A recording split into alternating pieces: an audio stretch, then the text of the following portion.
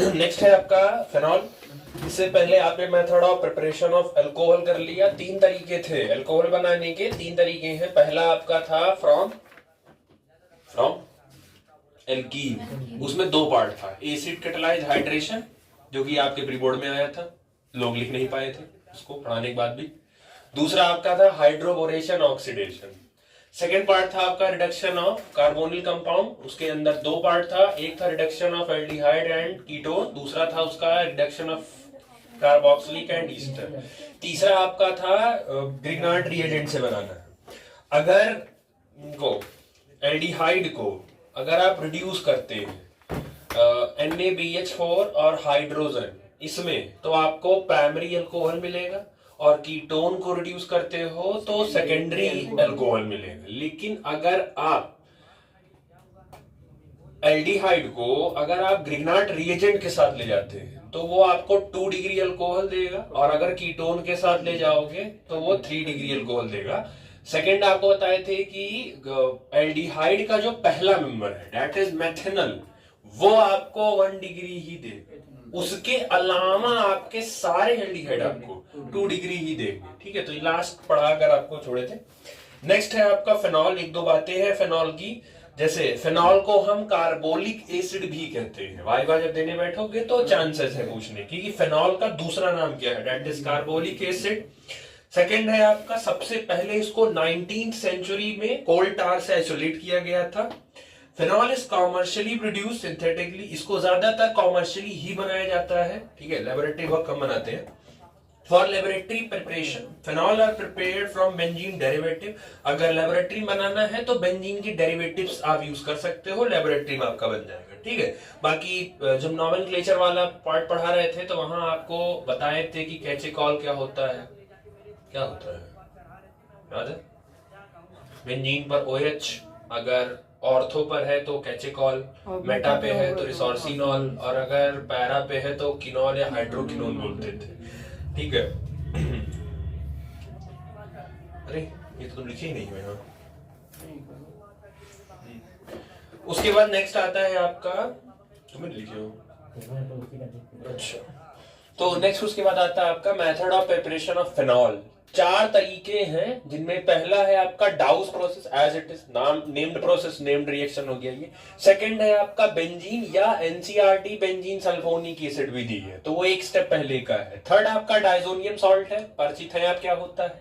And last है आपका cumene, and this is the most important. ये इंपॉर्टेंट है वो इसलिए क्योंकि ये NCRT ने बगल में लिखा है, 4 लाइन NCRT ने लिख भी दिया बगल में कि most of the world wide production of phenol is from cumene. दुनिया में आधे से ज्यादा जो फेनॉल बनाए जाते हैं वो क्यूमीन से ही बनाए जाते हैं। इसके बहुत फायदे हैं। फायदे ये है, एक तो तुम्हारा फेनॉल बन जाता है, और साथ में तुमको बाय प्रोडक्ट जो मिलता है वो भी बड़ा काम का होता है, एसीटोन मिल जाता है, तो इससे फायदा पड़ता है बनाने में, इसलिए ज्यादातर क्यूमीन ही लिया जाता है। ठीक है, बाकी डाउस प्रोसेस आपका named as it is named है आपका, तो नेम्ड आपको याद करना है। अभी तक इस चैप्टर में हमको नहीं लगता।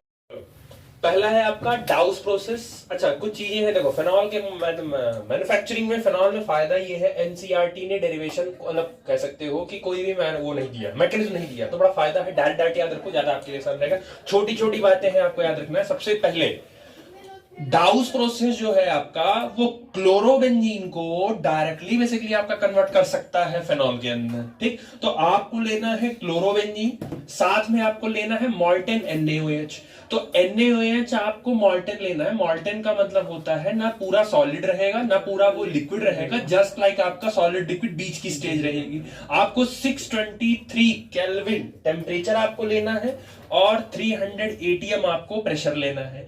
क्योंकि NaOH मॉल्टेन है, तो ना ज्यादा ये सॉलिड है ना ज्यादा ये पूरा लिक्विड है, तो एक्चुअल होता क्या है यहाँ पे, ऑक्सीजन और हाइड्रोजन के बीच का, क्योंकि ऑक्सीजन की इलेक्ट्रोनेगेटिविटी ज्यादा है तो ये इस बॉन्ड का इलेक्ट्रॉन अपनी तरफ खींच लेता है। एज इट इज ऑक्सीजन के ऊपर कौन सा चार्ज आ गया, नेगेटिव, और हाइड्रोजन के ऊपर पॉजिटिव।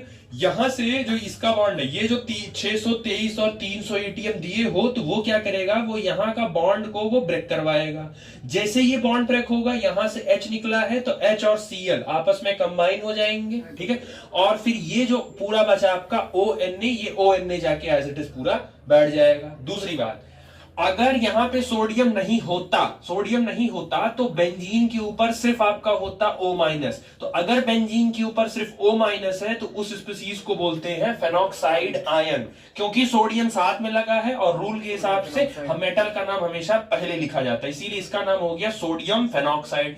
अब एक प्लस पॉइंट ये है इस मेथड में, यहां से आपका क्या निकला था HCl, वही HCl यूज कर लिया जाएगा। तो मतलब ना आपको कुछ अलग से देना हो ना, जो HCl पहले स्टेप में बनेगा वही HCl वो वापस यूज कर लेगा। HCl as it is, Cl की इलेक्ट्रोनेगेटिविटी ज्यादा है, उसके ऊपर माइनस, H के ऊपर प्लस, NaCl को लेके NaCl के फॉर्म में बाहर हो जाएगा और H प्लस Na की जगह जाके बैठ जाएगा, ये बन जाएगा आपका OH। ठीक, तो ये बन गया आपका पहला टाउस प्रोसेस। दूसरा है आपका बेंजीन। अच्छा, एनसीईआरटी बेंजीन सल्फोनिक एसिड से दी है, तो आपको क्या करना है, आप लो पहले बेंजीन का रिएक्शन करवा दो आप ओलियम के साथ। ओलियम का फॉर्मूला होता है H2S2O7, और ये जो ओलियम होता है ये H2SO4 बनाने में यूज किया जाता है आपका, क्योंकि पी ब्लॉक कट चुका है तो आपका एक प्रोसेस होता है जिसका नाम होता है कॉन्टैक्ट प्रोसेस। कॉन्टैक्ट प्रोसेस में आप H2SO4 को कॉमर्शियली बनाते हो, ज्यादा मात्रा में अगर बनाना हो बेचने के लिए बहुत बड़ी मात्रा में, तो आप कॉन्टैक्ट प्रोसेस यूज कर सकते हो जिसमें आप H2SO4 बनते हो। और इस कॉन्टैक्ट प्रोसेस में जो उसका बेसिक रॉ मटेरियल है, जो सबसे जरूरी है, वो आपका यही ओलियम है, जो आपको बेसिकली जरूरत पड़ेगी। ठीक है, तो इसके एक्स्ट्रा आपसे पूछा जाएगा कि ओलियम का यूज कहां करते हो, क्या किस लिए यूज करते हो। तो ये ओलियम बेंजीन क्या होगा, यहां से एक हाइड्रोजन निकलेगा, एज इट इज आपका SO3H बन जाएगा, इसको बोलते हैं बेंजीन, और SO3H होता है सल्फोनिक एसिड। इसके बारे में कोई और अलग से इंफॉर्मेशन, कोई अलग से जानकारी, कोई जानकारी नहीं। पूरी ऑर्गेनिक केमिस्ट्री में इकलौता यही एक ऐसा है बेंजीन सल्फोनिक एसिड जो कार्बोक्सिलिक एसिड को सामने से टक्कर देता है कि मैं तुमसे ज्यादा स्ट्रांग हूं। मतलब आपसे अगर कोई पूछा कि कार्बोक्सिलिक एसिड से भी अगर कोई स्ट्रांग है फंक्शनल ग्रुप, तो वो यही है, sulphonic acid. Benzene sulphonic acid ही सबसे ज्यादा स्ट्रांग माना जाता है। ठीक है, किताबें लिखती मेंशन नहीं करती हैं तो इक्वली मानती है, लेकिन आप जान के रखो होती ज्यादा है। सेम काम, इसका काम आप फिर से मॉल्टन NaOH के साथ करवा दो, साथ में आप एसिडिक मीडियम प्रोवाइड करा दो। एज इट इज क्या होगा आपका, ये यहां से आपका NaSO3H ये पूरा आपका निकल जाएगा, बाहर कर दिया जाएगा, और इसका OH यहां पर बैठा दिया जाएगा, तो आपका बन गया फेनॉल। एज इट इज कोई इसमें मैकेनिज्म नहीं है, जैसे आपको रिएक्शन दिया है आपको एज इट इज याद होना चाहिए कि फेनॉल कैसे बनाओगे। अगर किसी ने कह दिया ओलियम से बनाना है तो बेंजीन ओलियम बेंजीन बनाओ, उसके ऊपर SO3H बैठाओ, मॉल्टन NaOH H+, फिर आपका OH बन जाएगा। आपको पेपर में एक्सप्लेनेशन नहीं देना है कैसे कैसे बना, वो आपसे सीधे सीधे पूछेंगे कि आप फेनॉल बनाइए, तो फेनॉल आप डायरेक्ट बना दो। एनसीईआरटी ने इसका कोई मैकेनिज्म दिया नहीं है तो आपसे पूछा भी नहीं जाएगा। ठीक, चलो तीसरा है आपका डाइजोनियम सॉल्ट। नया नहीं है आपके लिए, आप ऑलरेडी जान रहे हो। ठीक है, आप एनिलीन ले लो, इसका रिएक्शन NaNO2 + HCl। अब एक्चुअल क्या है कि जैसे मैकेनिज्म तो दिया नहीं है, ये दोनों पहले आपस में रिएक्शन करते हैं और आपस में रिएक्शन करके पहले ये फॉर्मेशन करते हैं HNO2 का, इनका पहले ये मैकेनिज्म फॉर्म कर लेते हैं। उसके बाद ये HNO2 वापस जाता है HCl के पास, फिर से रिएक्शन करता है। तो वो सब आपके उतना है नहीं, आप डायरेक्ट याद रखो एनिलीन जब NaNO2HCl 0 to 5 डिग्री सेल्सियस जब रिएक्ट करता है तो बेसिकली आपका पहला इंटरमीडिएट बनता है, that is called benzene diazonium chloride, that is called BDC। अगर यहां Cl नहीं हुआ, यहां X हुआ, तो ये बेंजीन डाइजोनियम हैलाइड हो जाएगा। ठीक है, यहां Cl है तभी Cl बैठाना, अगर यहां X हुआ तो यहां X ही बैठेगा और फिर इसका नाम बेंजीन डाइजोनियम हैलाइड हो जाएगा। ये रिएक्शन ऑलरेडी इतना आप पढ़ के आए हैं। किसका था ये, सैंडमेयर का पहला स्टेप था। क्या नाम था पहले स्टेप का, रिएक्शन का नाम भी था नहीं, पहले स्टेप का भी नाम था डाइएज़ोटाइजेशन, पहले स्टेप का। यहां तक तो फिर ठीक है, कुछ नहीं करो, सीधे सीधे आप, क्योंकि आप उसके बाद पानी ले लो और थोड़ा सा गर्म कर दो। प्रॉफिट ये है, सिर्फ गर्म इसलिए करना है क्योंकि ये एक ऐसा इंटरमीडिएट है जो कुछ भी बनवा सकता है। BDC एक ऐसा इंटरमीडिएट होगा, अगर आप यहां तक पहुंच गए तो फिर यहां से आप कुछ बना सकते हो। इसलिए बहुत ज्यादा मेहनत नहीं करनी है, तो एज इट इज HOH लेके वार्म कर दो, आपका फिनॉल बन जाएगा। लेकिन बन जाएगा उससे पहले, पहली बात, कभी भी ऑर्गेनिक केमिस्ट्री के अंदर, याद कर लो, कभी भी ऑर्गेनिक केमिस्ट्री के अंदर एक ही कंपाउंड में एक ही कंपाउंड में अगर 2 नाइट्रोजन है तो वो हमेशा N2 के फॉर्म में ही बाहर निकलेगा। अब ये नहीं है कि यहां पे N2 था तो N2 नहीं, अगर एक नाइट्रोजन यहां बैठा होता और एक नाइट्रोजन यहां बैठा होता तो ये जब भी इस कंपाउंड से बाहर निकलेगा हमेशा N2 के फॉर्म में बाहर निकलेगा, और अगर इस कंपाउंड के अंदर एक ही नाइट्रोजन होता तो वो हमेशा NH3 में निकलेगा। मतलब कंपाउंड के अंदर अगर 2 नाइट्रोजन है तो N2 के फॉर्म में बाहर जाएगा, और कंपाउंड के अंदर अगर एक नाइट्रोजन है तो वो NH3 के फॉर्म में बाहर जाएगा, ये याद रखना। तो N2 को भगाओ यहां से, ये बाहर हो गया, H और OH टूटेगा तो HCl को लेके बाहर हो जाएगा, ये यहां जगह बच गई, वहां जाके कौन बैठ जाएगा, ये बच गया आपका OH। समझ आ गई? ये तीसरा हो गया। ठीक, चलो नेक्स्ट एंड लास्ट है आपका फ्रॉम क्यूमीन। अच्छा, इसमें सबसे पहला क्वेश्चन, क्यूमीन का फॉर्मूला क्या होता है, जो आपसे एग्जामिनर पहले पूछेगा कि क्यूमीन क्या होता है, और फिर आपकी मेरी गट फीलिंग है वो आपसे पूछेंगे। आप हो सकता हो जो बैठे हो 4-5 लोग, अगर पूछना होगा तो पूछेगा कि क्यूमीन क्या होता है, ठीक है, फॉर्मूला क्या होता है, कहाँ यूज करते हैं, क्यों यूज करते हैं, क्या बनाने में यूज करते हैं, तो एक नॉर्मल क्वेश्चन पूछेंगे। तो आप पहले याद कर लो, बेंजीन के ऊपर CH3 CH CH3, ऐसे फोटो इसके दिमाग में रखो, बेंजीन के ऊपर CH3 CH CH3, इसको क्यूमीन बोलते हैं, ये कॉमन नेम है इसका। दूसरा नॉर्मल नेम बोलोगे तो आप इसको आइसोफेनिल बेंजीन। अब आप जरा समझो, बेंजीन समझ में आ गया? ठीक है, आइसोफेनिल, ये बताओ, ये बेंजीन है ना, तो एक हाइड्रोजन यहां से निकला होगा ना, तभी तो वहां कार्बन बैठा, तो जब हाइड्रोजन निकलता है तो उसको क्या बोलते हैं? फेनिल। दूसरा चेक करो, अगर मैं ये चेन मानता हूं तो इसमें कौन से कार्बन पर ब्रांचिंग है? सेकंड कार्बन पे ही तो ब्रांचिंग हो गई, तो सेकंड कार्बन पर ब्रांचिंग होती है तो क्या लिखते हैं? तो आप ऐसे याद रखो, आइसोफेनिल बेंजीन। वो अगर है तो ठीक है, नहीं तो फिर याद रखो। दूसरा, आप फॉर्मूले वाइज कैसे लिखोगे, तो नीचे तो आपका C6H5 हो गया, ऊपर जो ये लिखा है 3 कार्बन हो गए और 7 हाइड्रोजन हो गए, ऐसे भी लिखा जा सकता है, और नहीं तो पूरा मर्ज करके आएगा C9H9। अब बोर्ड में क्या करेंगे, what happen if a compound X having molecular formula C9H12 reacting in the presence of air, और O2 ना लिखिए, एयर लिखिए, क्योंकि एयर पता है ना क्या होता है। तो reacting in the presence of air formed a compound Y which have a peroxide linkage, and then after the compound is treated in acidic medium in the presence of water, identify the product, their byproducts। ऐसे करके लिख के दे देगा। सोचा करो अब कहां पर इतना वो कॉम्प्लिकेट कर देगा, वही सेम रहेगा पर इस लैंग्वेज में लिखेगा तो आप नहीं, तो उसके लिए यही है ना, इसीलिए कहां क्या क्वेश्चन बन सकता है और कैसे बन सकता है हम वो भी बता दे रहे हैं। बनना होगा तो यही बनेगा, इसमें से यही बनेगा, what happen if compound X having molecular formula reacting in the presence of air found the compound intermediate that is Y which have a peroxide linkage, after that react in the presence of acidic medium with water and the products are formed, identify their products। वो ऐसे करके पूछेंगे आपसे, तो इसीलिए क्या बन सकता है, क्या बन सकता है वो आप याद रखिएगा। ठीक है, चलो, तो इसका रिएक्शन आप air in the sense of O2 के साथ करवा दो। O2 के साथ करवाओगे तो यहाँ ये कार्बन हाइड्रोजन का बॉन्ड तोड़ देगा, हाइड्रोजन बॉन्ड, ये दोनों ऑक्सीजन बॉन्ड यहाँ शिफ्ट हो जाएंगे। जब ऑक्सीजन के बीच में सिंगल बॉन्ड हो जाता है तो उसको हम बोलते हैं पेरोक्साइड लिंकेज। ठीक है, जैसे ही आप एसिडिक मीडियम और वाटर दोगे, एज इट इज होगा क्या, ये जो पेरोक्साइड है वैसे भी कमजोर है, तो CH3 CO CH3, ये इतना हिस्सा CH3 CO CH3, ये इतना हिस्सा बाहर हो जाएगा, डेट इज आपका एसीटोन, लार्ज क्वांटिटी बन जाएगा, और ये OH जो है ये आपका एज इट इज यहीं पे बना रह जाएगा, क्योंकि एसीटोन है। एसीटोन आपका एक ऑर्गेनिक सॉल्वेंट होता है, तो इससे बनाने में बहुत प्रॉफिट होता है। एक तो आपका फेनॉल बन गया और साथ ही साथ आपको एक ऑर्गेनिक सॉल्वेंट भी लगे हाथ मिल गया। तो इसीलिए एनसीईआरटी ने इसके मैन्युफैक्चरिंग के बगल में लिख दिया है कि most of the world wide production are from cumene, क्योंकि ये फायदा होता है। क्योंकि अच्छा, और कोई नेम्ड रिएक्शन जहां फायदा हुआ हो आपका, जो अभी तक पढ़ के आप नेम्ड है, चलो इतना बता दे रहे हैं, नेम्ड था, फायदा हुआ था आपको, प्रॉफिट हुआ था आपको, SOCl2 डार्जन, उसमें भी फायदा हुआ था क्योंकि उसके बाय प्रोडक्ट गैसियस स्टेट में थे। तो जो प्रोडक्ट आपको मिलता था हेलो एल्केन, वो क्या रहता था, एकदम प्योर मिलता था, तो वहां भी आपको फायदा था। सेम आपको यहाँ भी हो गया। ठीक है, तो ये फेनॉल के बेसिकली एनसीईआरटी के द्वारा बताए गए 4 तरीके हैं जिनसे आप फेनॉल बना सकते हो। पहला था डाउस प्रोसेस, बेंजीन को मॉल्टेन NaOH के साथ रिएक्शन करवा दो 623 केल्विन 300 ATM, तो आपका बेंजीन के ऊपर ONa बैठ जाएगा, फिर उसका रिएक्शन HCl के साथ करा दो, OH हो जाएगा, HCl निकल जाएगा। दूसरा तरीका है आपका फ्रॉम ओल बेंजीन, तो बेंजीन का रिएक्शन ओलियम के साथ कराओ विच इज H2S2O7 जो कि कांटेक्ट प्रोसेस में H2SO4 को बनाने में यूज किया जाता है।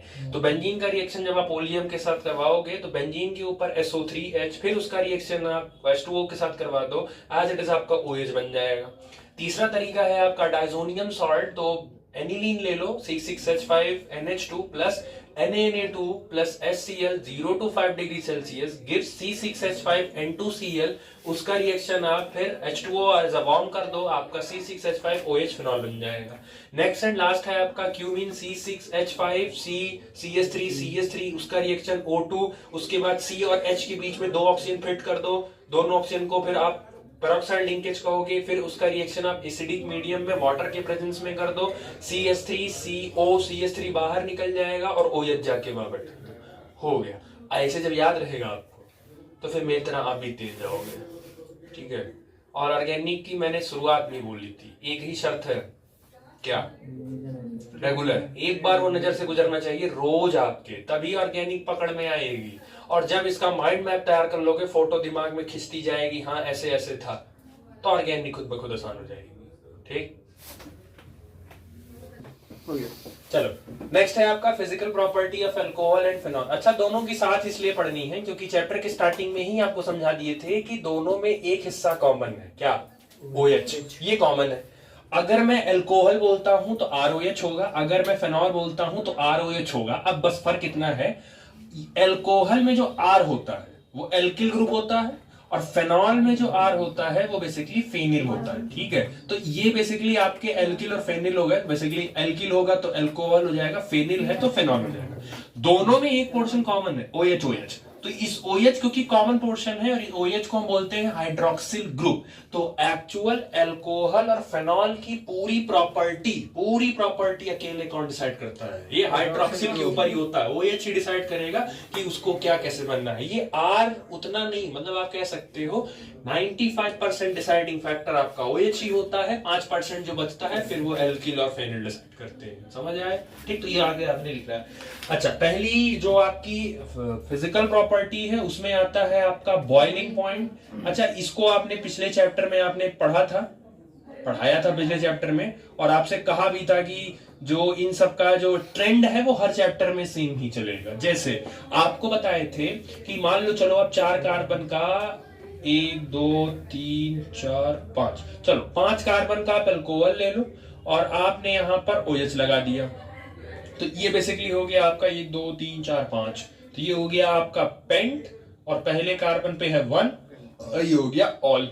आप क्या किए, आपने इसी को 1 2 3 4 5 और OH आपने यहां लगा दिया, तो इसका नाम हो गया पेंट टू ऑल, एक ही हो गया। अच्छा, एक काम आपने और ये किया कि आपने एक कार्बन ही कम कर दिया, तो 1 2 3 4, और आपने क्या एक OH यहां बैठा दिया और एक कार्बन यहां बैठा दिया। अभी भी 5 कार्बन है, एक OH है, तो मतलब तीनों के तीनों का मॉलिक्यूलर फार्मूला क्या रहेगा?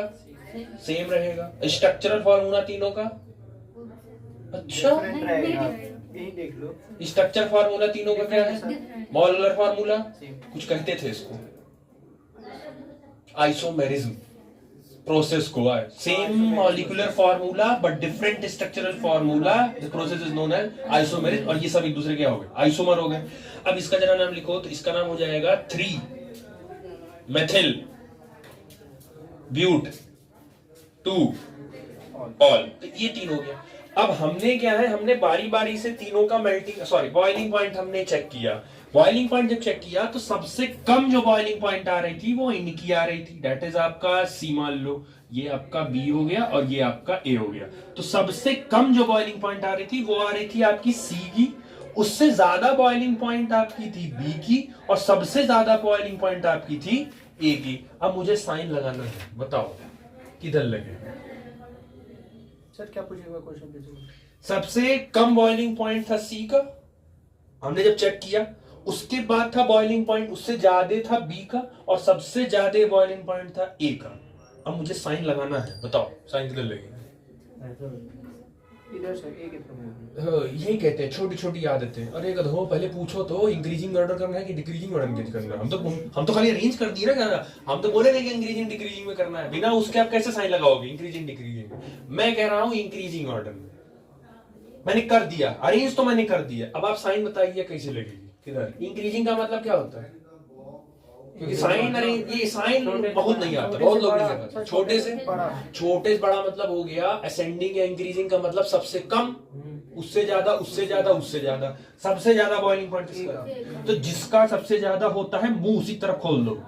तो ये जो अरेंज किए हो ये इंक्रीजिंग ऑर्डर है बॉइलिंग पॉइंट का, या ये असेंडिंग ऑर्डर है। अभी आपसे कोई डिसेंडिंग ऑर्डर कहता तो डिसेंडिंग करते तो ए बी सी और डिसेंडिंग में मुंह इधर खुल जाता। तो ये डिसेंडिंग ऑर्डर हो गया और ये आपका असेंडिंग ऑर्डर हो गया। या इसको आप चाहे इंक्रीजिंग ऑर्डर बोलो और इसको चाहे आप डिक्रीजिंग ऑर्डर बोलो, ठीक है?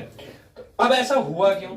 तो हमने एक चीज में नोटिस की कि जो पहला कार्बन था, जरा चेक करो ऐसे समझाने के तौर पर, क्योंकि आपको दिखा नहीं सकते मॉलिक्यूल, बस आप समझने। आप सोचो एक एक कार्बन को एक एक लोग समझ लो, और ये है आपका जमीन, ठीक है? ये है आपकी जमीन। अब एक एक कार्बन साथ में ये लो।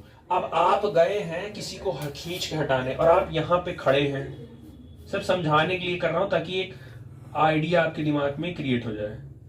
आपने इस कार्बन को कहा आओ तुम्हें हम खींचेंगे। तो जब इस कार्बन को पकड़े खींचने के लिए तो 1 2 3 4 5 6 7 लगभग 7 लोग जमीन को टच किए, सरफेस को टच किए हैं। आप फिर कहे अब चलो इसको टच करते हैं। तो जब इसके सरफेस के पास पहुंचे और जब इस वाले मॉलिक्यूल को आप खींचने पहुंचे तो इसका आपने चेक किया 1 2 3 4 5, यहां पे कितने से टच है? 5 ही टच है। फिर आप जब यहां पर पहुंचे तो यहां पर टच करने वाले सिर्फ आपके पास, यहां आपके पास सिर्फ 4 ही लोग हैं। अब आप बताओ ज्यादा आराम से कहां खींच लोगे? यहां पे ज्यादा आराम से खींच लोगे। तो ये खींच लोगे आराम से, इसका मतलब यहां जो सरफेस एरिया है मॉलिक्यूल की वो क्या है? कम। और यहाँ पे सरफेस एरिया मॉलिक्यूल की ज्यादा है। अगर सरफेस एरिया मॉलिक्यूल की ज्यादा है तो पकड़ भी, और पकड़ अगर ज्यादा होगा तो बॉन्ड तोड़ने में तो इसका मुश्किल हो, आसान हो। पकड़ जाते हैं, 10 लोग एक जगह पकड़े हैं और 5 लोग एक जगह पकड़े हैं, तो कौन सा ज्यादा मुश्किल होगा छुड़ाना? नहीं समझे क्या बोल रहे हो?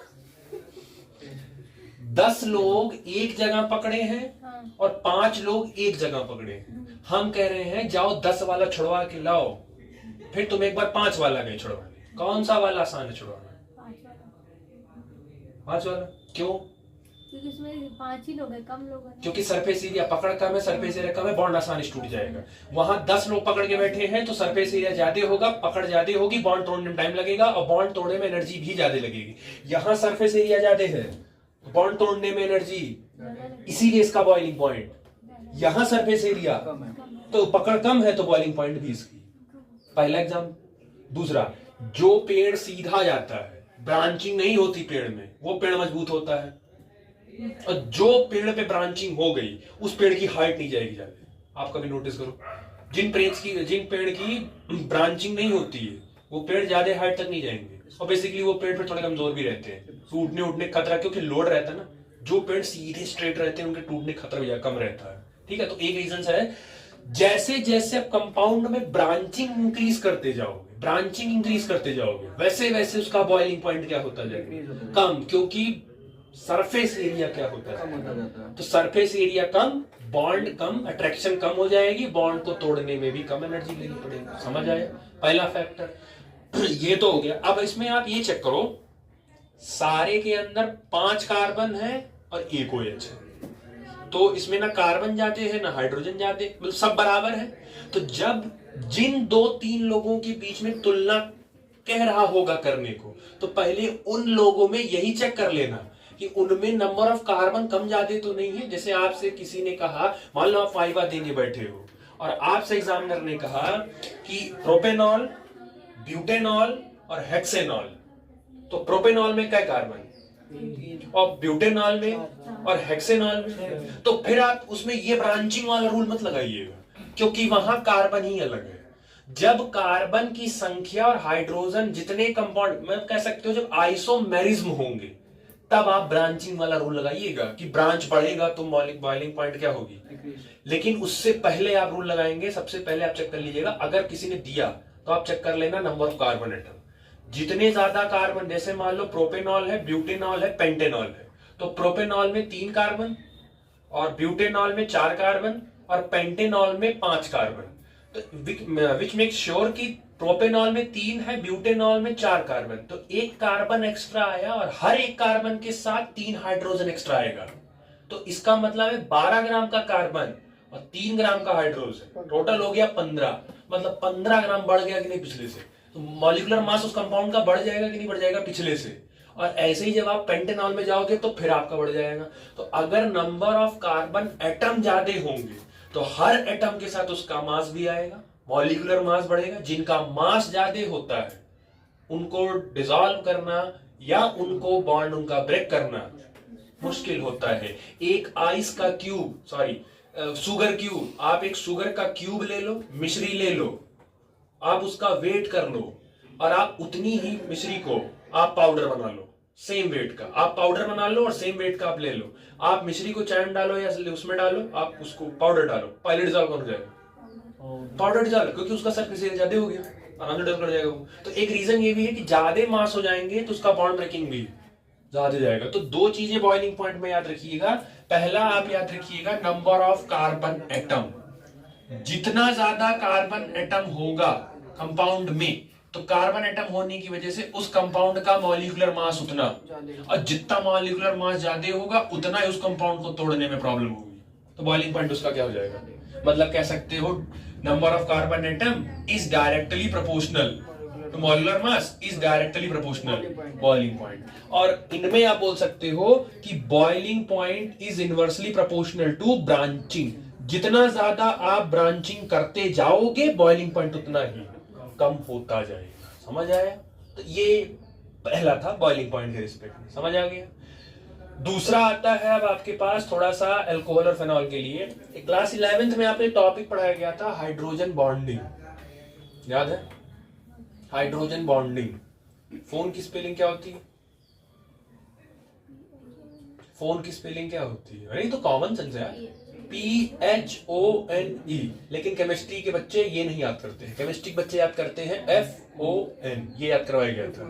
पूरे पीरियोडिक टेबल में मोस्ट इलेक्ट्रोनेगेटिव एटम पिछले चैप्टर में आया था।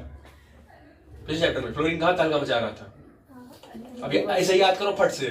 पिछले चैप्टर में कहां वो आ रहा था, बवाल मचा रहा था?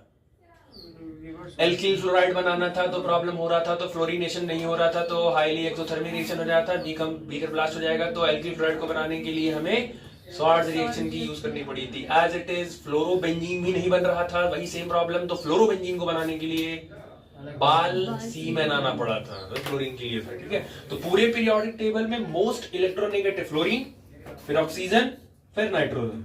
इन तीनों एलिमेंट के साथ अगर हाइड्रोजन है तो वहां पर हाइड्रोजन बॉन्डिंग होगा, याद रखो। फ्लोरीन, हाइड्रोजन और फ्लोरीन, ऑक्सीजन और नाइट्रोजन। तो फ्लोरीन के साथ का कंपाउंड होता है HF, ऑक्सीजन का कंपाउंड होता है H2O और नाइट्रोजन का कंपाउंड होता है NH3। इन तीनों के साथ अगर हाइड्रोजन प्रेजेंट है तो वहां पर हाइड्रोजन बॉन्डिंग होगी। समझ आ गया? 2 तरीके की हाइड्रोजन बॉन्डिंग होती है। First is intermolecular and second is intra. अब बच्चे 9th में पहली बार चैप्टर पढ़ रहे होते हैं, 10th पढ़ते हैं, 11th पढ़ते हैं, 12th पढ़ते हैं, उनको प्रॉब्लम ये आती है, उनको इंटर और इंट्रा बड़ा मुश्किल रहता है, वो नहीं समझ पाते। क्लास 12th को भी क्या बोलते हैं? क्लास 12th को भी क्या बोलते हैं? दूसरा नाम क्या है? नहीं, इंटर। क्लास 12th को भी इंटर बोलते हैं। क्यों इंटर बोलते हैं? उसके पीछे का रीजन है। आप चेक करो, इंटरनेशनल एयरपोर्ट होता है, हर एयरपोर्ट को इंटरनेशनल एयरपोर्ट नहीं कहते हैं। तो इंटर जो INTER जो ये वर्ड लगाते हो उसके पीछे का एक लॉजिक होता है कि इंटर कब यूज करोगे और इंट्रा कब यूज करोगे। देखो, जब आपसे कोई कह रहा है इंटर, तो इंटर का मतलब है 2 सिस्टम के बीच की बात हो रही है। तो इंटरनेशनल एयरपोर्ट इसलिए कहते हो क्योंकि वो 2 देशों को जोड़ रहा होता है। आप किसी भी एयरपोर्ट से देश नहीं चेंज कर सकते हैं। पर्टिकुलरली एयरपोर्ट डिसाइडेड है कि उन्हीं से आप देश चेंज कर सकते हो। आप अमेरिका की, लंदन की, ब्राजील की, इटली की, फ्रांस की फ्लाइट हर जगह से नहीं मिलेगा, सब जगह से मिलता है। तो इंटर, TER का मतलब होता है बिटवीन द मॉलिक्यूल या बिटवीन द सिस्टम। जब दो सिस्टम के बीच की बात होती है, जैसे आपके स्कूल और दूसरे स्कूल के बीच मैच हो रहा हो, तो उसको इंटरनेशनल क्रिकेट, दो देशों के बीच में हो रहा होता है तो वो इंटरनेशनल क्रिकेट होता है, इंटरनेशनल कंपटीशन हो गया। दूसरा वर्ड आता है आपका इंट्रा। तो इंट्रा वर्ड तब लगाते हैं जब बिटवीन सिस्टम होती है, जब घर के अंदर ही, जैसे हर स्कूलों में एनुअल स्पोर्ट्स होता है, हर स्कूल के अंदर उनका अपना होता है, तो वो इंट्रा फेस्ट होता है, उनके स्कूल के अंदर ही होता है। ठीक है, तो जब स्कूल के अंदर विद इन ए सिस्टम होता है या विद इन ए कंपाउंड होता है तो वहां इंट्रा बोलते हैं। जब दो कंपाउंड, दो सिस्टम के बीच होता है तो उसको इंटर। अब आप समझ लो, इंटर मॉलिक्यूलर हाइड्रोजन बॉन्डिंग, इसका मतलब दो मॉलिक्यूल होंगे और मॉलिक्यूल के बीच में अगर हो रहा होगा तो उसको इंटर मॉलिक्यूलर हाइड्रोजन, और अगर मॉलिक्यूल के अंदर ही हो रहा होगा तो अब क्या है कि इनके अंदर ये पॉसिबिलिटी देखी जाती है। जैसे आप अगर एल्कोहल अगर आप ले लो, आप अगर एल्कोहल ले लो, एल्कोहल तो ROH, मैं कह रहा हूं 5 मॉलिक्यूल लो, तो 5 मॉलिक्यूल का मतलब ROH, ये पहला मॉलिक्यूल, ये दूसरा मॉलिक्यूल ROH, ये तीसरा ROH, चौथा ROH। अब समझो, ये एक मॉलिक्यूल है, दूसरा मॉलिक्यूल, तीसरा मॉलिक्यूल, चौथा, पांचवा। ये वाला जो ऑक्सीजन है, ऑक्सीजन की इलेक्ट्रोनेगेटिविटी तो ज्यादा ही है, तो ये दूसरे वाले मॉलिक्यूल के हाइड्रोजन के साथ बॉन्ड बनाएगा, नहीं बनाएगा? ये एक मॉलिक्यूल है, ये दूसरा मॉलिक्यूल है, दो मॉलिक्यूल के बीच में बॉन्ड बन रहा है, तो ये वाला बॉन्ड कौन सा होगा, इंटर की इंट्रा? ये इंटर होगा। लेकिन ये ऑक्सीजन जो अपने हाइड्रोजन के साथ बॉन्ड बनाया है, ये कौन सा होगा? ये इंट्रा होगा। कोवेलेंट भी होगा लेकिन वो स्पेसिफिकली एक और होगा, ये इंट्रा होगा। समझ आया? तो अल्कोहल और फेनॉल इंट्रामोलिक्यूलर और इंट्रामोलिक्यूलर दोनों बनाते हैं, और यही एक रीजन है कि अल्कोहल और फेनॉल की जो बॉइलिंग पॉइंट होती है बाकी अदर मेंबर्स से इनकी थोड़ी सी क्या हो जाती है, ज्यादा हो जाती है, क्योंकि ये सारे तो बॉन्ड रखे हैं लेकिन इनके पास एक बॉन्ड और एक्स्ट्रा है। कौन सा? हाइड्रोजन बॉन्डिंग, ये वो एक एक्स्ट्रा रखते हैं वो। जैसे आपसे कोई कहे हाइड्रोकार्बन से कंपेयर करो, तो हाइड्रोकार्बन में क्या आता है? एल्केन और एल्कीन और एल्काइन।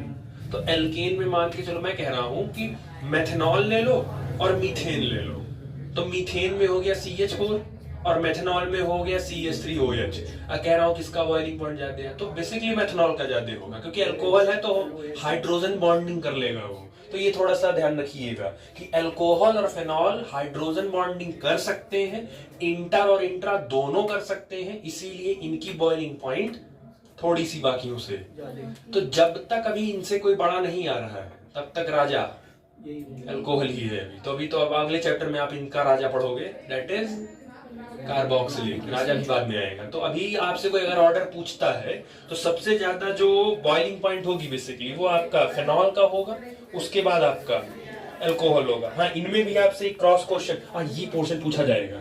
जैसे बाकियों से तो तुलना आपने कर दिया कि भाई अल्कोहल और फेनॉल का बॉइलिंग पॉइंट बाकियों के खानदान से तो ज्यादा होगा, लेकिन अब प्रॉब्लम फंसी फेनॉल और अल्कोहल। पहले इन दोनों में आप चेक करो, तो आपके पास फेनॉल हो गया बेंजीन, इसके ऊपर OH, और अल्कोहल हो गया ROH। अब आपसे कोई पूछ रहा है कि इन दोनों में भी किसकी बॉइलिंग पॉइंट ज्यादा है, जिसकी बॉइलिंग पॉइंट ज्यादा पड़ेगी, तो कंपैरिजन में आएगा कि पूछेंगे कि which one have greater boiling point, alcohol और फेनॉल। तो आप ध्यान रखिएगा कि फेनॉल की बॉइलिंग पॉइंट ज्यादा होती है कंपैरिजन टू अल्कोहल। 2-3 रीजन है। पहला रीजन, रिंग्स अटैच एलिमेंट कौन है? ऑक्सीजन। ऑक्सीजन के पास क्या है? Lone pair. तो कुछ याद आया? हाँ, pi sigma lone pair, resonance है ये। तो पाई सिग्मा लोन पेयर होने की वजह से ये अपना लोन पेयर उतार देगा, और जैसे ही उतारा याद करो यहाँ क्या आएगा, ये यहाँ भागेगा। तो जब ये यहाँ जाएगा तो ऑक्सीजन के ऊपर पॉजिटिव चार्ज, यहाँ डबल बॉन्ड, और इस वाले ऑक्सीजन पर माइनस, कार्बन पर और यहाँ प्लस। अब कुछ याद आया? जीओसी पढ़ाए थे पिछले साल। अब ये क्या करना स्टार्ट कर देगा? रेजोनेंस करना। ये यहाँ उतरेगा, ये यहाँ जाएगा, फिर अगले स्टेप में तो ये जो नेगेटिव चार्ज है ये पूरे रिंग में दौड़ेगा कि दौड़ेगा? और ये जब दौड़ेगा तो इससे इस कंपाउंड की स्टेबिलिटी कम होगी कि ज्यादा? स्टेबिलिटी और ज्यादा हो जाएगी, क्योंकि रेजोनेंस में जितने ज्यादा जिसके स्ट्रक्चर बनते थे, तो जितना जब स्टेबल है ये, तो मेक श्योर है जो ज्यादा स्टेबल है उसको अनस्टेबल करने के लिए उसकी बॉइलिंग पॉइंट, भाई जो स्टेबल है उसको डिस्ट्रैक्ट करने के लिए एनर्जी भी तो इसीलिए फेनॉल की बॉइलिंग पॉइंट। इसमें ऐसा तो कुछ होता नहीं है, रेजोनेंस जैसा तो है नहीं। तो पहला फैक्टरिंग में ये है जो आप रीजन दोगे कि फेनॉल रेजोनेंस कर लेता है, रेजोनेंस के कारण की वजह से फेनॉल की बॉइलिंग पॉइंट अल्कोहल से क्या होती है? ज्यादा होती है। ये पहला पॉइंट। अब आता है जरा दूसरा पॉइंट, आपको एसिडिक बताना है। एसिडिक का क्या मतलब होता है कि H+ निकलना चाहिए। अगर मैं H निकाल दूं, दोनों में से अगर मैं H निकाल दूं तो फेनॉल में से निकालूंगा तो क्या फेनॉल में से निकालने के बाद यही स्पीसीज बचेगा? इसको बोलते हैं क्या? Phenoxide ion. ठीक, यहां से जब निकालूंगा तो ये आएगा RO-। कोई दिक्कत? ठीक, अब कुछ याद करो, ये class 11th GOC inductive effect चौथा लेक्चर, यहां नहीं, इसमें तो दूसरा लेक्चर है। स्कूल में चौथा लेक्चर था, एप्लीकेशन ऑफ इंडक्टिव इफेक्ट पढ़ाए थे वहां कि एसिडिक स्ट्रेंथ याद करो। क्लास में ABC करके करवाते थे ना, which one of the more acidic, which one, 4 का ग्रुप देते थे, ABCD लिखते थे ऑप्शन सेट। याद आया कुछ? वही सेम काम, इसीलिए आधी मेहनत वहां कर दिया था। अब ध्यान से सुनो, ये अच्छा इसको क्या बोलते हैं? इसको बोलते हैं एल्कोक्साइड आयन, इसको बोलते हैं एल्कोक्साइड आयन। अब ये दूसरा रीजन समझो, R क्या होता है? Alkyl group. Alkyl group plus I है माइनस आई है? प्लस आई है। प्लस आई का मतलब इलेक्ट्रॉन देगा। तो जब ये इलेक्ट्रॉन देगा तो इलेक्ट्रॉन की डेंसिटी ऑक्सीजन के ऊपर, और इलेक्ट्रॉन की डेंसिटी अगर ऑक्सीजन के ऊपर ज्यादा, तो ये बताया गया था कि हाइड्रोजन निकलने के बाद जिसका एनायन मोर स्टेबल होगा, मोर स्टेबल, उसका एसिड भी क्या होगा? मोर स्टेबल, स्ट्रांग होगा। और जिसके हाइड्रोजन निकलने के बाद जिसका आयन अनस्टेबल हो गया, वो एसिड भी वीक हो जाएगा। तो आप जरा चेक करो, जब H निकलेगा तो माइनस आएगा। ये एल्किल ग्रुप इसको इलेक्ट्रॉन देगा, तो इलेक्ट्रॉन देगा तो ऑक्सीजन के ऊपर चार्ज, और जब चार्ज बढ़ता है कहीं पे तो आपके ऊपर लोन बढ़ता जा रहा है। भाई एक आदमी था, उसके ऊपर 40 लाख का लोन था, उसने सोचा कि मैं सुसाइड कर लेता हूं, मैं बच जाऊंगा, लोन नहीं देना पड़ेगा। वो 4 मंजिला ऊपर कूदा, नीचे वो BMW गाड़ी खड़ी थी, रोल्स रॉयस खड़ी थी, बेचारा गाड़ी भी टूट गया, मरा भी नहीं, 50 लाख का लोन और आ गया। 40 था, 50 और आ गया। तो आप कम करने की वजह आपका लोन और बढ़ता जा रहा है, तो धीरे धीरे आपकी स्टेबिलिटी क्या होगी? खराब होगी। मतलब आयन, ये एनायन स्टेबल ज्यादा नहीं है, कम स्टेबल होगा, तो इसका एसिड भी क्या हो गया? वीक हो गया। जरा पड़ोसी में हो, बेंजीन जो होता है फेनिल, फेनिल आपका माइनस आई ग्रुप है, लिखवाएंगे चार्ट में, ऑर्डर में लिखवाएं। फेनिल आपका माइनस आई ग्रुप है, माइनस आई है तो ये इलेक्ट्रॉन क्या करेगा? खींचेगा। तो जब खींचेगा तो ऑक्सीजन के ऊपर से वो चार्ज खींच लेगा, तो ऑक्सीजन के ऊपर डेंसिटी इलेक्ट्रॉन की, तो इसकी स्टेबिलिटी, इसके एनायन की स्टेबिलिटी। तो आप ये भी कह सकते हो कि phenoxide ion is more stable due to resonance, due to alkoxide ion, क्योंकि फेनॉक्साइड ज्यादा स्टेबल होता है एल्कोक्साइड से, इसीलिए फेनॉल की एसिडिटी ज्यादा होती है और फेनॉल का बॉइलिंग पॉइंट भी इसीलिए ज्यादा होता है। 2 क्वेश्चन है, दोनों पूछा जाएगा। फेनॉल और अल्कोहल में एसिडिक ज्यादा कौन है? फेनॉल। क्यों? सेम रीजन, रेजोनेंस, और फेनॉक्साइड इज मोर स्टेबल। दूसरा, इसकी बॉइलिंग पॉइंट किसकी जाते हैं? सेम रीजन, फेनॉल, क्योंकि वही है रेजोनेंस और फेनॉक्साइड इज मोर। तो 2 अलग अलग क्वेश्चन के सेम आंसर हैं, तो ये भी याद रखिए। Why phenol is more acidic then alcohol? Because phenol show resonance. In other words, we can say that phenol have phenoxide ion, and in alcohol they have alkoxide ion. In other words, we can say that phenoxide is more stable due to resonance than alkoxide. That's why we can say that alcohol is more acidic. Sorry, phenol is more acidic than, and phenol is more boiling point than alcohol. समझ आया? तो दो अलग अलग question के answer same ही है, आपको समझ आया? तो ये करवा दिया आपका पूरा। हो गया। चलो नेक्स्ट है आपका solubility. As it is solubility ज्यादातर देखो, सॉल्युबिलिटी जब आपसे कहा जाएगा तो सबसे पहले बात पानी में ही आएगा कि पानी में वो डिसॉल्व है कि नहीं है। तो पानी में डूब मरने की दो कंडीशन, पहला पानी के साथ हाइड्रोजन बॉन्ड बनाइए, दूसरा पानी के साथ आयोनिक बॉन्ड बनाइए। दोनों में से अगर आपने एक भी बना लिया तो आप पानी में डूब सकते हैं आराम से, ठीक है। हालांकि 78% पानी है धरती पे, लेकिन लोग डूबते दूसरे की आंखों में ही है, ठीक। थोड़ा रिलेटेबल हो गया किसी के लिए? हाँ सही बात है। मैं सही बोलता हूँ। किसी के लिए टारगेट नहीं दिया, अपने वीडियो चल रहे हैं, ठीक है। तो बेसिकली क्या है कि पानी में अगर आपको डूबना है तो दो कंडीशन याद रखिए, या तो आप पानी के साथ हाइड्रोजन बॉन्ड रखिए या तो आप पानी के साथ आयोनिक बॉन्ड रखिए।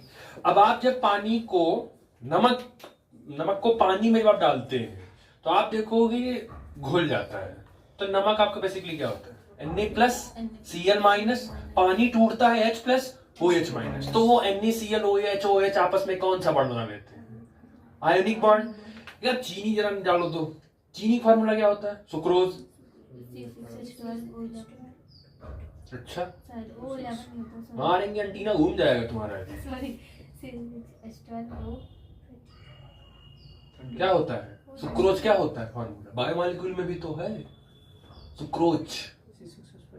C12 H22O11 ये सुक्रोज है, चीनी, ठीक है। ग्लूकोज बनाए थे इसी से, सुक्रोज से बनाए थे, एन वाटर का मॉलिक्यूल लेके, भूल गया। तो सुक्रोज जो होता है C12 H22O11। सुक्रोज कैसा कंपाउंड है? ऑर्गेनिक की ना ऑर्गेनिक? अच्छा ऑर्गेनिक है वो। अरे चीनी है, चीनी तो ऑर्गेनिक ही है, ऑर्गेनिक कंपाउंड है। और ऑर्गेनिक कंपाउंड कभी भी आयंस में टूटता, लेकिन पानी में तो डिसॉल्व हो जाता है चीनी। कैसे? हाँ, क्योंकि चीनी पानी के साथ क्या बनाता है? अरे वो तुक्का गैस मारी है ना, तो कॉमन सेंस से जब आयनिक नहीं है तो दूसरा कैसे डिसॉल्व हो जाता है? तो इसका मतलब है कि चीनी पानी के साथ क्या बनाता है? Hydrogen bond. आप एक चीज नोटिस करो, आयोनिक स्ट्रॉन्ग होगा कि हाइड्रोजन स्ट्रॉन्ग होगा? आयोनिक स्ट्रॉन्ग है भाई, इलेक्ट्रोस्टैटिक फोर्स ऑफ अट्रैक्शन है, प्लस माइनस का अट्रैक्शन है, मेक श्योर है वो, क्योंकि हाइड्रोजन बॉन्ड एक कोवैलेंट के अंदर ही आता है। आप चीनी डालो और आप नमक डालो, पहले डिसॉल्व कौन हो जाएगा? क्योंकि नमक क्या बनाता है? स्ट्रॉन्ग है ना, वो पानी के साथ ही बना लेगा वो, लेकिन हाइड्रोजन बॉन्ड बनाने में थोड़ा सा टाइम लगेगा, तो इसीलिए चीनी को डिसॉल्व होने में पानी में। अब कुछ होशियार लोग हैं जो ये कहेंगे, और कुछ होशियार लोग हैं जो बेसिकली उनके दिमाग में आएगा कि सर चीनी तो क्रिस्टल फॉर्म में होता है और नमक पाउडर होता है, कोई दिक्कत नहीं, आप दोनों पाउडर में कर दो, आप चीनी को भी पाउडर कर दो, नमक तो ऑलरेडी पाउडर में होता है, फिर से दोनों को डालो, तब भी नमक पहले घुल जाएगा। रीजन सेम है कि नमक पानी के साथ क्या बनाता है, तो इसीलिए उसका स्ट्रॉन्गेस्ट बॉन्ड होता है थोड़ा, तो वो जल्दी कर लेता है। पानी भी देखता है ना किसको अट्रैक्ट करना है जल्दी, किसके साथ बॉन्ड बनाने में हमारा फायदा है, किसके साथ नहीं करना है। तो पानी जब नमक को देखता है तो आओ जल्दी जाओ, जल्दी बॉन्ड बनाओ, तो बना लेता है। चीनी जो आता है साथ में तो अब हो तो बनाना पड़ेगा ही, अब भाई जो मिल गया वो खाना पड़ेगा ही, तो फिर उसलिए टाइम लेता है बॉन्ड बनाने में, ठीक है। अब आपको जवाब आपका शायद मिल गया होगा, अल्कोहल और फेनॉल पानी में डिसॉल्व होगा कि नहीं होगा? अल्कोहल और फेनॉल पानी में डिसॉल्व होगा या नहीं होगा? बिल्कुल होगा। अभी तो बोला कि अल्कोहल और फेनॉल क्या बना सकते हैं, हाइड्रोजन बॉन्ड तो बना ही सकते हैं, तो पानी में डिसॉल्व वो होंगे ही होंगे। तो हमने कहा कि डिसॉल्व होंगे, चलो अच्छी बात है। एक नेगेटिव पॉइंट ये है कि आप भूलिए मत, अल्कोहल खाली अल्कोहल नहीं होता है, अल्कोहल के पीछे वाला हिस्सा भी होता है, वो तो हाइड्रोफोबिक है। ये तो नहीं करने, आपने मेथनॉल ले लिया, आपने एथेनॉल ले लिया, फिर आपने प्रोपेनॉल ले लिया, तो आप एक चीज ये चेक करो, ये हिस्सा तो कांस्टेंट है आपका, जो पानी के साथ आयोनिक बनाएगा या हाइड्रोजन बनाएगा, लेकिन ये हिस्सा तो बढ़ता जा रहा है और ये हाइड्रोफोबिक है। तो जब हाइड्रोफोबिक वालों की सरकार बढ़ती जाएगी, नंबर ऑफ कार्बन एटम बढ़ता जाएगा, सरकार बढ़ेगी, तो उसकी प्रॉपर्टी घुलने वाली कम की ज्यादा कम हो जाएगी ना, क्योंकि हाइड्रोफोबिक प्रॉपर्टी तो जब नंबर ऑफ कार्बन एटम बढ़ेंगे तो मॉलिक्यूलर मास बढ़ेगा और उसकी सॉल्युबिलिटी। तो जो 1-2 कार्बन तक है, 1-2 कार्बन तक पानी में बहुत अच्छे से डिसॉल्व होते हैं। उसके बाद वालों को घुलने में थोड़ा सा प्रॉब्लम आता है क्योंकि उनका मॉलिक्यूलर मास। ये कौन है? ये कौन है? एथेनॉल है। एथेनॉल मतलब पूरे खानदान में इकलौता यही एक ऐसा है जिसको आप ड्रिंकिंग के लिए यूज करते हैं। पीने के लिए। तो पीने के लिए यूज करते हो तो इसमें तो पानी, ये तो क्यों डाल के पानी पीते हैं? अब आगे से कैसे डिसॉल्व हो जाता है, समझ में आया? क्योंकि एथेनॉल उस पानी के साथ क्या कर लेता है, हाइड्रोजन बॉन्ड कर लेता है, इसलिए डिसॉल्व। जैसे जैसे आप बढ़ाओगे तो 2-3 चीजें याद रखिएगा इसमें कि जैसे जैसे एल्किल ग्रुप या नंबर ऑफ कार्बन एटम बढ़ाओगे वैसे वैसे मॉलिक्यूलर मास बढ़ेगा। मॉलिक्यूलर मास बढ़ेगी तो सॉल्युबिलिटी डिक्रीज होगी। जितना कार्बन का संख्या आप कम रखोगे सॉल्युबिलिटी उसकी उतनी अच्छी रहेगी। समझ आ गया? ये थी इनकी फिजिकल प्रॉपर्टी, खत्म हो गई। ठीक है, ये इनका खत्म हो गया। नेक्स्ट आपका आता है, जस्ट में वो आपको कल पढ़ाएंगे, तो क्या करना है जान लो। नेक्स्ट आपको पढ़ना है केमिकल प्रॉपर्टीज या रिएक्शंस ऑफ अल्कोहल। इसमें भी आपके कई टाइप्स हैं। जैसे पहला है आपका क्लीवेज ऑफ OH बॉन्ड, फिर आपके पास दूसरा क्लीवेज है OH है, थोड़ा अलग अलग है। फिर उसके बाद आपको रिएक्शन पढ़ने हैं फेनॉल के, और फिर उसका भी क्लीवेज पढ़ना है। तो बेसिकली आपको 3 पार्ट में पढ़ना है और उसके बाद ये चैप्टर खत्म हो जाएगा। तो केमिकल प्रॉपर्टी तो लास्ट है, चैप्टर हो जाएगा आपका।